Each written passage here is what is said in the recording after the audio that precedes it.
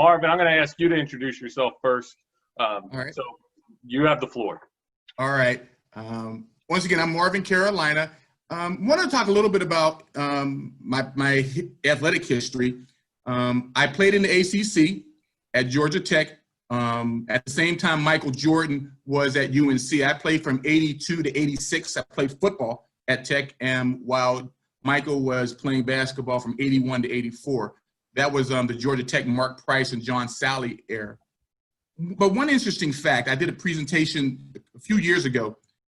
90%, more than 90% of the Fortune 500 CEOs, men and women, played a competitive sport, most of them in college. There are a certain amount of skill sets that we translate from sports over to our business skill sets. Teamwork, leadership, goal-oriented, highly motivated and committed, performing under pressure, huge sacrificing, understanding competition, and risk takers. I understood this early in my career, and it really served me well. Once I figured it out, once I got away from the academics and my grades in college and people started looking at me for performance, things changed. In my early years in sales and marketing, I worked for Oscar Mayer, General Foods, Kraft. I had a little brief stint of 7 years in between where I owned my own business in Atlanta, a beverage distributing company. And the second half of my career, I've been in leadership roles, executive roles with Sears, with Jay Dunn, and I'm currently the president and CEO of the Better Business Bureau here in the Kansas City region. But sports has had a tremendous impact on my success, no doubt about it. The things that I've learned early, I've been able to transition over into how I do business. And it's the same as I watched the documentary that Michael Jordan and others were able to do the same thing. Thanks, Marvin. And now when he's not hanging out with Joel Goldberg from the Royals, he spends a little time with us. Andre, tell him a little bit about your background for those who don't know you. I love that intro, man. Appreciate that. Marvin, nice intro, man. Good stats. I was going to use that same stat, so I'm going to cross that off my list right now because I don't have to use that one. I'm so glad you pulled that out. But Andre Davis, yeah, sports has been my thing for a lot of years.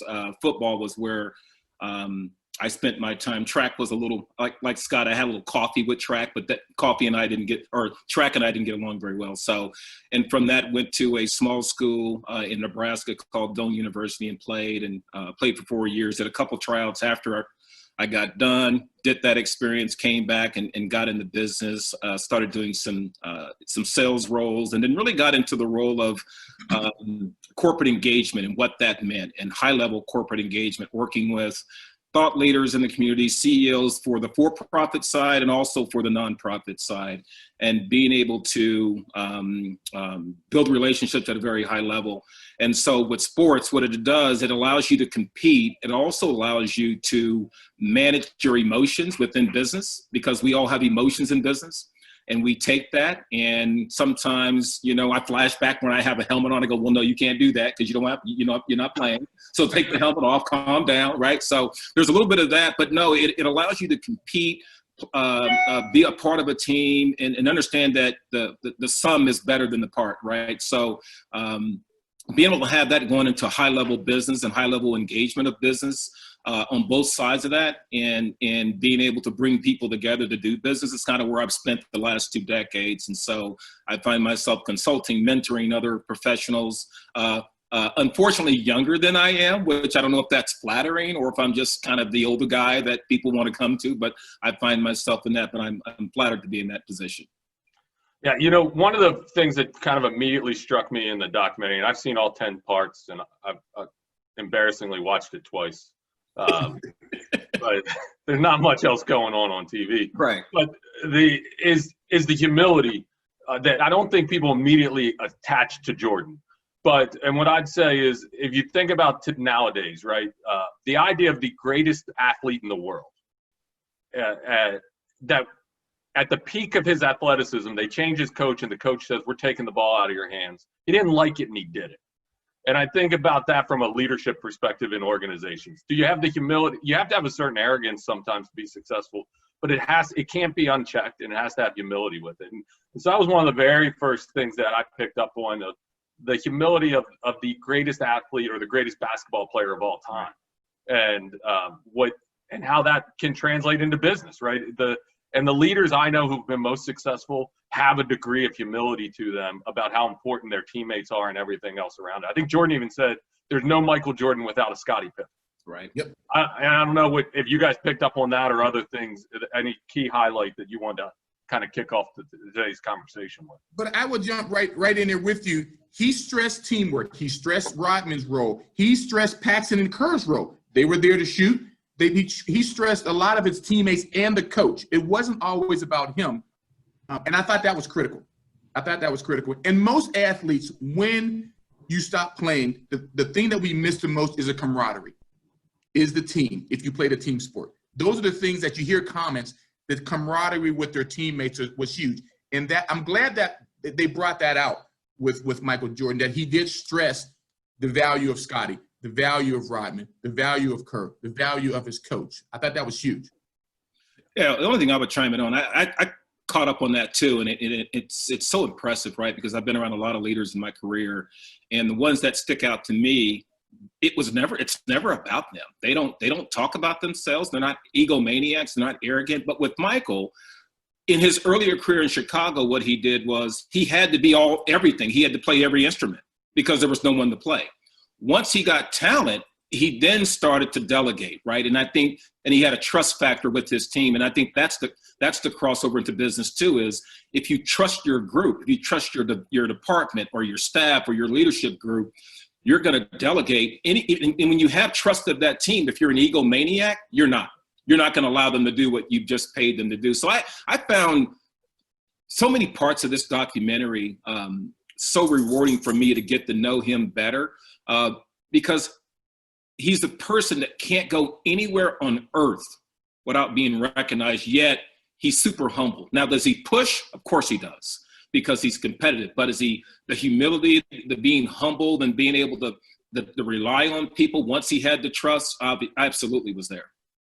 Yeah, the idea of the team around him. It most of you probably are familiar with the Good to Great book. And while those organizations may no longer be great, there's some great stuff in that comment. And one of the ideas is get the right people on the bus, right?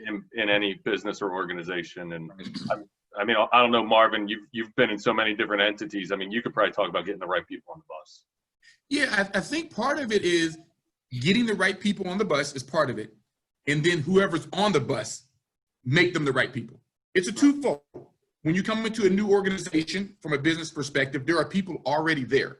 You can't always, some people, like coaches, I'm going to bring in my whole new coaching staff, a whole new team, and we're going to rebuild. Some people work with the people who are there. So oftentimes it's a combination, and you have to win them over. It's about creating a team and leading by example. He used that example several times. It's bringing energy. It's bringing camaraderie. And it's also putting a vision for everybody and making sure that everyone feels included and everyone feels like they're a part of the team. They're a part of the success. You have to bring everybody in, and you have to show that leadership and bring people together. Once you get them on the bus, it's nice to bring some of your own people, but the people who are there could work just fine also through leadership. Yeah, and I want to remind everybody, if you have questions or comments, go ahead and put them in the chat. April will read them out. Join our conversation. Anybody who knows me, and I warned Marvin and Andre that we're going to go this route. One of the things that came up in the documentary was Michael Jordan's role and whether he did or didn't talk on political issues. And key to that is the fact that he was a black man in a country that has a very negative history towards black men. And I think that part of what I asked, we talked about is, and I want you guys to weigh in on, Marvin and Andre, what are the parallels you draw from your career in business, right? Being African-American males, but I think this applies to females also, obviously, too, in a system that in many ways has been stacked against you. I don't know if you guys could kind of talk about your history of that and how it relates to what you saw or what you in the documentary.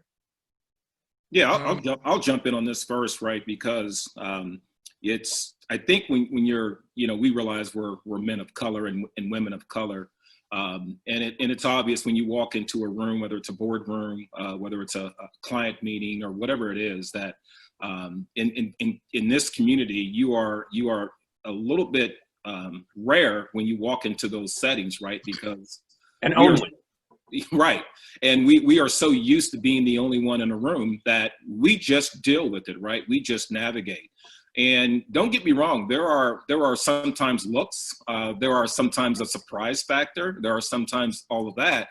But again, going back to being competitive, and as long as it's not an attack, or if it's anything that we deem to be off the board, we're going to be able to interact and do what we're supposed to do, which is talk like we have some sense, break down the barriers, break down whatever stereotypes that may have existed prior to my arrival at that meeting, at that board meeting, and begin to communicate on the reason why we're there, and let that do all the talking. And our hopes are, at least my hopes have been, and what I've seen is, without people that are not of color, none of us get to where you can't just do it because you say, you know what, I'm Black and I only want to work with, you can't do it alone with that demographic. It takes all of us in an inclusive approach to be able to have success, open doors, break down barriers, do all the things we're trying to do. And so we need everyone on our side, but recognizing too that it's not okay for us to be the only one in the room all the time. And what I would pose to the audience is,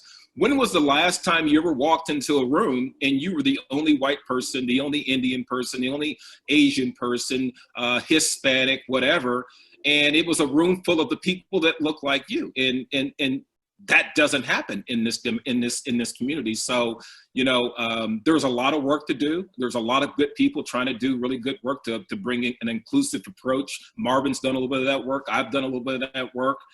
We've got people on the call. I saw Michelle Wimes that joined. She's a part of that work. And so we're all trying to do our part, but we're all leading by example, trying to open up doors for other African Americans to step through, and our brown brothers and sisters to step through, so that we have a more diverse environment, which really does not exist today.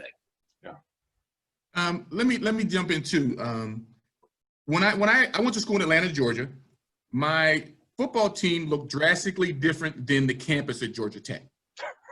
Yeah. When I graduated and went to work for the first time, I was working in Portland, Oregon. I was working for Oscar Mayer. I flew out to Portland on a Sunday morning. My flight got into Portland. I met the manager out there. He set me up in the hotel. We worked a week. I did not see one person of color from Sunday when I landed in the airport all the way until the following Saturday. Not one person. And I was in field sales. So we're out and about. We're in different grocery stores. We're in different stores. And I kept looking at, and probably by Tuesday, Wednesday, I was conscious of it. So now I'm on a mission, and I'm aggressively looking as we're driving from store to store to location to location. I'm on the phone to my parents. I said, I don't think we made it out here. I really don't think we're here. And Saturday morning, I needed to get a haircut. Funny I say that. I looked in the yellow pages and I found a barber that looked like me, and I drove up there, and then I saw my first person of color Saturday after getting there Sunday. My point is, it can be very lonely. You don't always feel as though everyone can relate to you. And so it could be a lonely experience. You don't have a lot of role models, but it's okay to have a role model who doesn't look like you. Yep. I've learned that. Yep. There's people who will help you who don't look like you. Right. So if we're always caught up in, we need to find somebody who looks like us to help us or what have you, it could be a long journey. And I would go to sales meetings while I was out there. I was the only one in the room. And so it could be lonely. I guess that's the first thing. And finding role models, people who will take you in and take you under their wing and help you along. So a week in a major city, and not one person of color that I see. And like I said, I wasn't locked in the office where I was just working in the office all day. I was out traveling, and we would probably see anywhere from 10 to 15 stores a day for that entire week. So it was interesting for me. It was a shock coming from Atlanta. Coming from Atlanta, Georgia, overnight, things changed. And you have to be prepared for that. Right. All right, so we've got some really great comments in the chat box, and a question from Nate Hogan. Do we need a fundamental shift in how we measure leadership in the United States? Should it only be about the financial or other key metrics, or should it be the whole of their leadership, such as how they bring others along, how they treat their teams, how they give back to their communities, etc.? And would somebody like Steve Jobs still be considered a great leader if that shift happened? Yeah, the only thing I'd say about that is I think the answer is yes. I don't know if we have a uniform definition of, or we'll ever have a uniform measure of what a successful leader looks like. I do think that, you know, and we talked, Marvin, Andre, and April and I talked a lot about this as it related to Jordan and like, would his style be considered successful in a business world? And I think you can't divorce the norms of a given environment from what is good leadership and what is bad leadership in those norms, right? Like what you get away with on a basketball team in the 80s and 90s is different than what you get away with in a district, Nate, today. But what I do think is a part of that definition of successful leadership is, and Jason referenced this in his comment, is getting people together to moving in one direction towards whatever that vision is that Marvin kind of talked about. Right. I do think values are important. Anybody who knows me knows ethics and values are important. And I don't think you can divorce those from leadership either. You know, I'll jump in on this as I love this discussion of leadership, Nate. So what I would tell you, absolutely yes. I think what's happening is the market itself and the employment market is driving the demand for new leadership styles, right? Because our millennials, which I love the millennials, right? I'm not one of them. Unfortunately, I wish I was sort of, but I'm not. But our millennial workplace is driving that because the minute you take, however you felt about Jordan criticizing his teammates and demanding more, you take that ideology and you put that into the business marketplace and you say, Nate, you need to show up at 9 to 4. If you don't, you're out of here, and that's in front of everyone.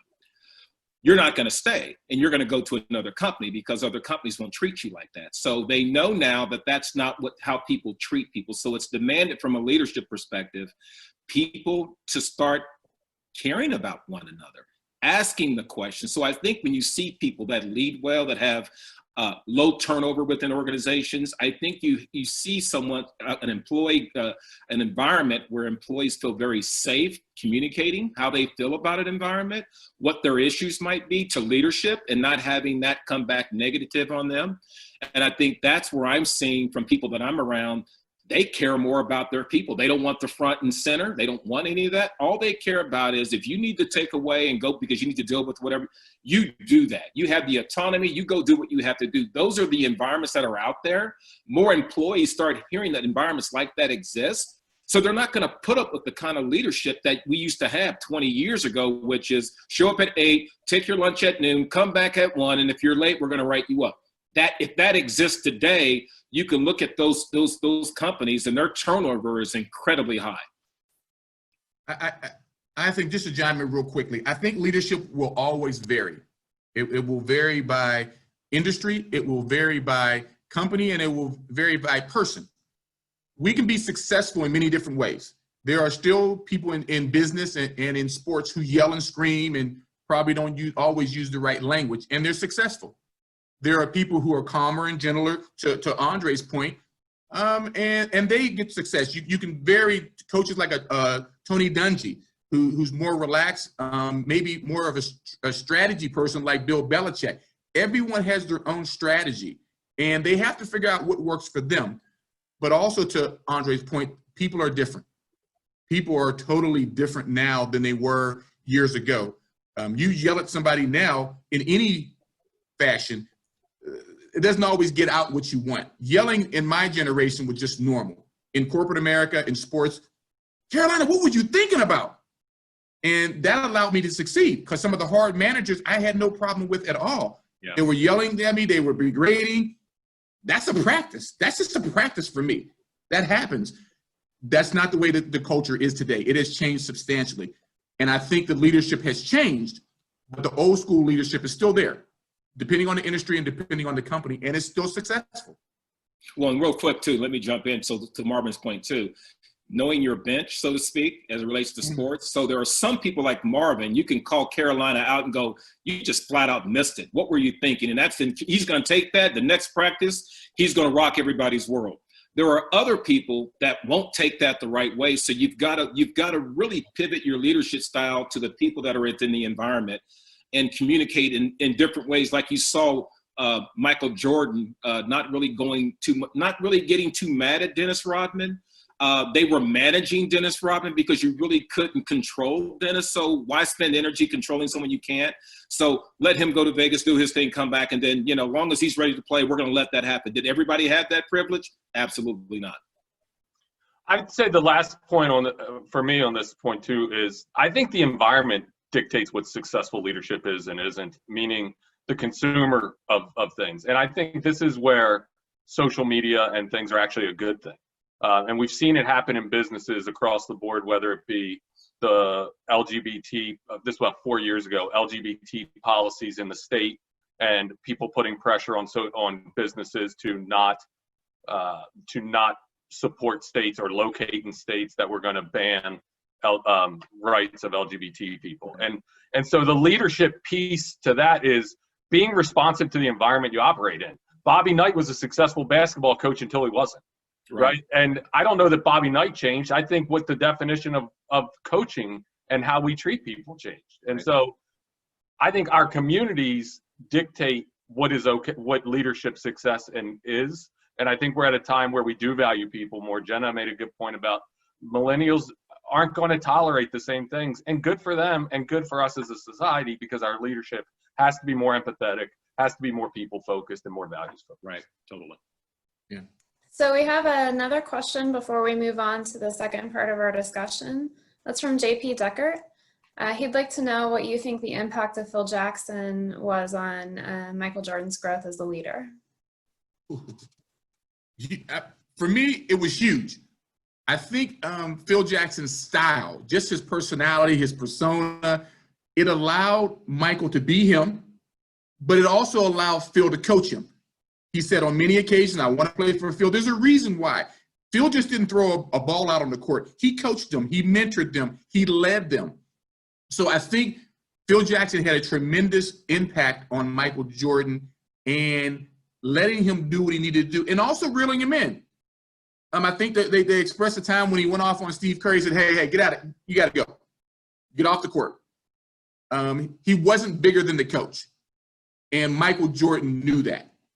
And so that's a key point, that because some players believe they're bigger than the coach, I can get the coach fired. I don't like the coach, he can go. Michael Jordan had a certain respect for Phil Jackson, which made a tremendous difference. Yeah, and I'll jump in on that. I like Phil Jackson's style. He has a soothing way about him, and it was never about ego. It was never about, we're going to do it my way. What I think he helped Jordan do was to develop other areas of his game that he didn't have prior. Not that he didn't have, that he wasn't utilizing prior, because remember, prior to Phil Jackson, Michael was the only one that was scoring, passing, doing all the other stuff, right? That was his thing. And then what Phil brought in is, we're going to get you help, and we're going to get other people around you, and you're going to be able to have a greater impact to the team, and you're not going to have to do it all. And that was, I imagine, they didn't show it, but I would imagine that was a conversation that Phil Jackson sat down with Michael and said, this is kind of what I see, but here's where I think you would grow. And coming from that, it's not about doing it Phil Jackson's way. It's about a growth opportunity, and then about a success model. We're going to have greater success because now we're going to have more weapons that are going to help you. You're going to still do everything you've been doing, but with help. And I think that's what allowed it allowed us as spectators to be able to see the other sides of his game, the defensive side, the passing game, everything else he was doing. And it prolonged his career too long, by the way, because running on what he was running, he would have burnt out and probably retired a lot earlier. But I think that Phil did. He came in with no ego, no arrogance, and said, I've looked at what you guys have been doing. If we did this, and I think we all, as whether employees or part of an environment, we want to be included in a decision that helps an organization move forward. Oftentimes we're not. We have things that are put in front of us that says, this is what we've decided. but you got no buy-in from your employees who are also going to produce the work that make you successful. So I think he was really awesome about doing that. But then he had this Zen mentality, and he was always burning things, and so that was part of his whole thing. But I also think he created the space for Michael to be emotional, right? And you heard a lot of people talk about that during the series, whether it's the poem he wrote at the end where people were surprised by, or the emotion that was released because they won a championship, and his teammates reflected on how we didn't think Michael had this kind of emotion.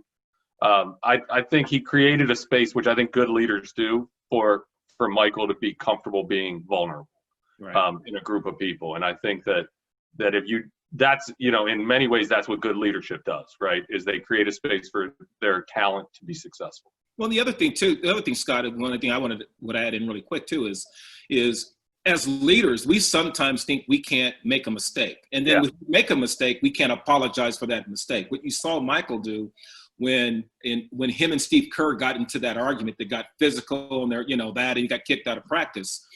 He called Phil Jackson and said, I need his number. I need to apologize. That was not right. I realized that wasn't right, but that was just, I got too competitive.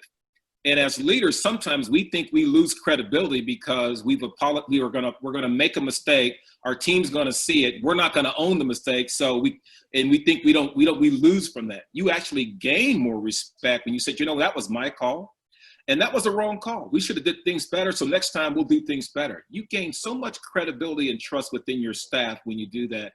And we saw Michael do that way early in his career at Chicago, which stood out to me in a lot of different ways. I think Phil did a good job of earning not only Michael, but the team's respect. He brings in a totally new offense that, like you said earlier, took the ball out of Michael Jordan's hands. They could have sabotaged the triangle offense. They could have sabotaged it, but they bought into it.